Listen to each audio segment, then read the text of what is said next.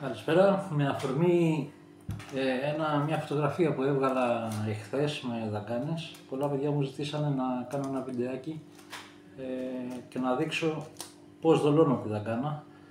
Θα σας δείξω 2-3 διαφορετικούς τρόπους που το κάνω.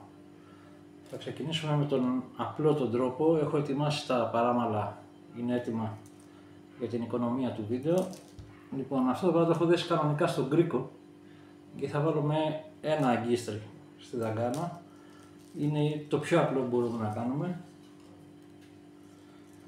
Παίρνουμε τη δαγκάνα, έχουμε δημιουργήσει μια τρύπα εδώ που είναι τα αρπάδια της. Περνάμε τη βελόνα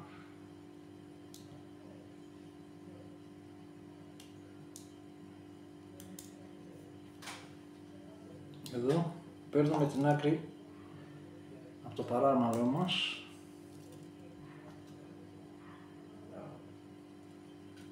Η βελόνα είναι κούφια, περνάει μέσα. Βλέπετε, βγαίνει από εδώ το παράμαλο. Σέρνουμε τη δαγκάνα μέσα στο παράμαλο.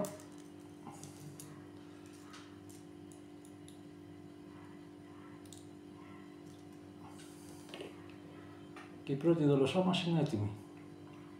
Αυτό είναι το απλό. Βέβαια, μπορείτε, όποιος δεν μπορεί να σπάσει εδώ, αυτό εδώ πέρα είναι σειρώμενο το αρπάδι της δαγκάνας. Μπορείς να κάνεις ένα έτσι, να το σπάσεις και να δημιουργήσεις την τρύπα, ούτως ώστε να σου κάτσει καλύτερα το αγκίστρι.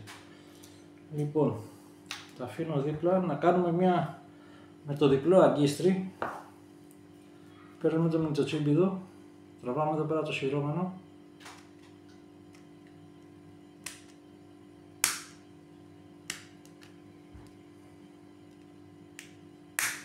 Και το δημιουργούμε μια τρύπα. Παίρνουμε πάλι τη βελόνα.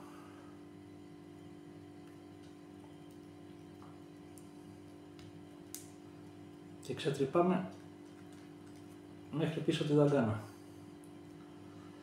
Εδώ η ιδιαιτερότητα που κάνω, ενώ χρησιμοποιώ αγκίστρι με κρίκο, το δένω κανονικά σαν παλέτα για ένα και μόνο λόγο. Όταν θα βάλω το άλλο το αγκίστρι μέσα, το βάζω με την πλάτη, κατεβαίνει και έρχεται και κάθονται πλάτη-πλάτη. Εάν το είχα δέσει πάνω στον κρίκο, θα έκανε αποστάτη ο κόμπος εδώ και δεν θα ήταν ίσα τα αγκίστρια για να βγουν ομοιόμορφα μπροστά στη δολοσσά μας στη δαγκάνα. Ενώ έτσι με αυτόν τον τρόπο είναι ακριβώς ίδια τα αγκίστρια, αν το δέσουμε πάνω σαν παλέτα. Ωραία. Και κάνουμε την ίδια διαδικασία. Περνάμε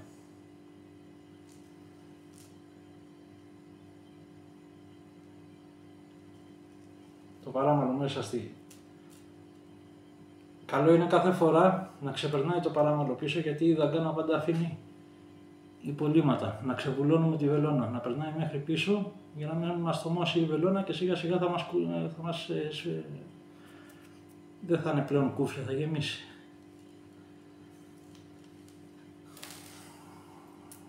Περνάω και έρχεται και μπαίνει το ένα αγκίστρι.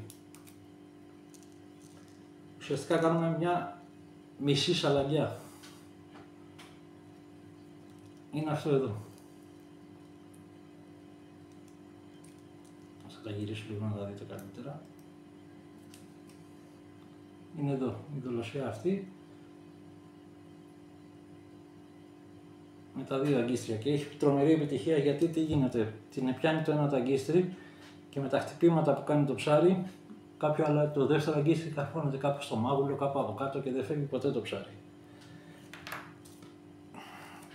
Η άλλη δολοσσά είναι όταν έχουμε δύο μικρές δαγκάνες. Είναι μικρή και δεν κάνει για να μπει μόνη της και θέλουμε λίγο όγκο στο δόλωμά μας. Ξανακάνουμε την ίδια διαδικασία με το μυτσοτσίμπιδο. Βέβαια πάντα υπάρχει επιλογή να σπάσουμε το σειρώμενο, απλώς όταν το σπάμε το σειρώμενο πρέπει να τσιλιώχουμε πολύ πιο γρήγορα για το λόγο ότι αδειάζει η δαγκάνα.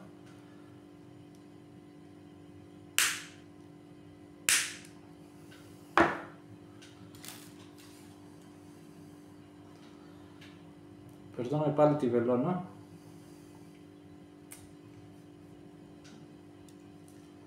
Την περνάμε εδώ, το έχω δέσει κανονικά στον κρίκο, δεν έχουμε κανένα θέμα γιατί δεν θα μπει δεύτερο αγκίστρι.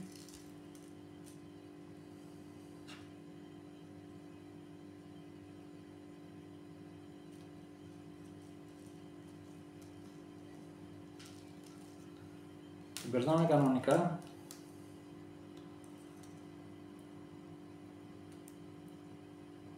Έρχεται κάθετη ταγκίστρη κανονικά όπως κάναμε την πρώτη και μετά για να δώσουμε όγκο ξανά παίρνουμε την άλλη την ταγκάνα την πιο μικρή.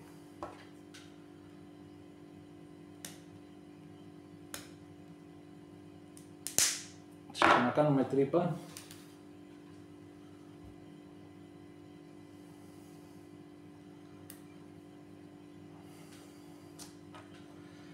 Πριν την περάσουμε στο παράμαλο παίρνουμε ένα αγκίστρι με κρίκο.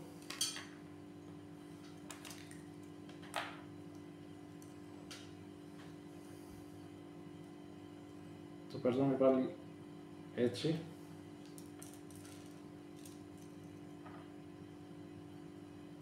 Εδώ πίσω.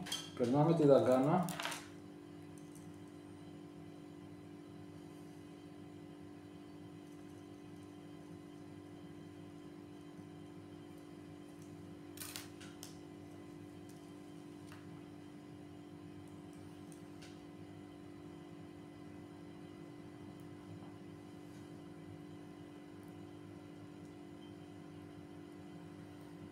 Και το σωστό είναι τώρα αυτή τη στιγμή να βάλουμε, είδες το ξέχασα.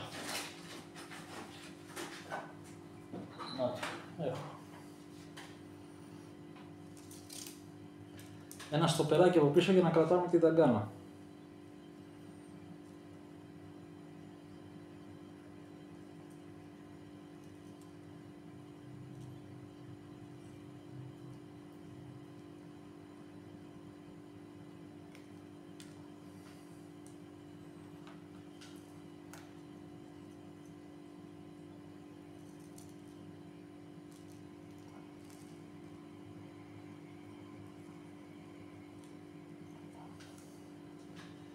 Και έχουμε δημιουργήσει αυτό που 9 στις 10 φορές συνήθως πιάνεται στην πίσω δαγκάνα κάτω στο αγώνι.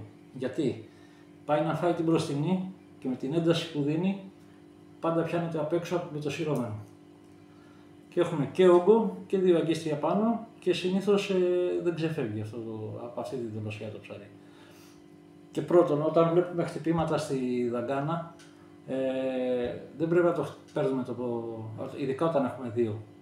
Συνήθως με ένα-δύο χτυπήματα και δεν πιάσει το ψάρι, την έχει πάρει, την έχει σπάσει, την έχει διαλύσει. Με αυτά εδώ πέρα τη δολοσσά περιμένουμε και τρίτο και τέταρτο χτύπημα γιατί θα πιαστεί οπωσδήποτε. Γιατί όταν αποφασίσει να πάει πάνω σε αυτό, θα το φάει και τρώει το κεφάλι της. Και 9 στις 10 πιάνεται πάντα στο σειρώμενο πίσω.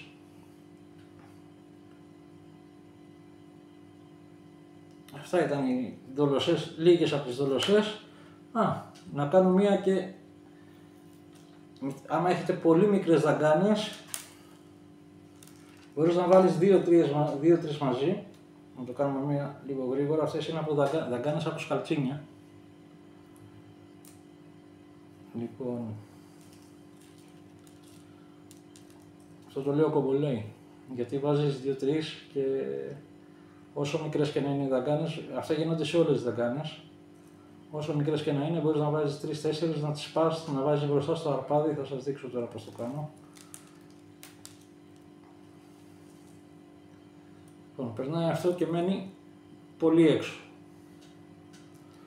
Παίρνω την πιο μικρή που έχω, τη σπάζω εδώ, δηλαδή μένει στον αγκώνα, ας πούμε. Πιάνω, προσοχή λίγο τα βγαίνει, μη φάτε κανένα δάχτυλο. Την περνάω εδώ μπροστά και βάζω κι άλλη μία μικρή από πίσω.